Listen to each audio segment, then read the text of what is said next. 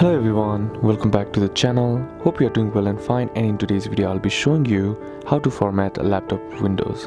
So without wasting any time, let's just jump right on the video and make sure to watch this video till the end and follow the steps as well. Formatting a laptop with Windows means wiping all data on drive and reinstalling the operating system.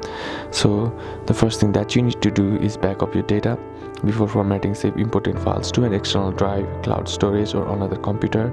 Formatting will erase all files on drive. Now the next is you need bootable USB drive and Windows installation files. Download the Windows Media Creation tool, create the bootable USB.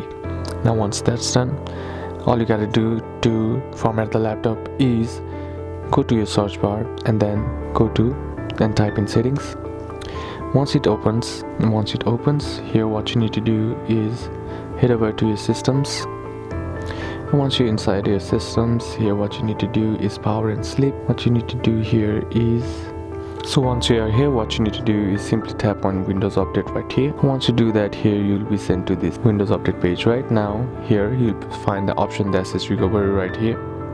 And once you click on it, here you'll see that says reset this PC. Right now, in order to reset or format, all you gotta do is tap on this get started and you'll get this dialog box right here. Now all you gotta do is choose the option to keep my files or remove everything. Once you select and follow the on-screen instructions, you'll be able to format your Windows, and that's basically how you can do it. And that's it for today's video, guys. Hope this video was useful to you. Leave a like if it did, comment down below what the next video should be on, consider subbing to the channel. Thanks for watching. Bye bye.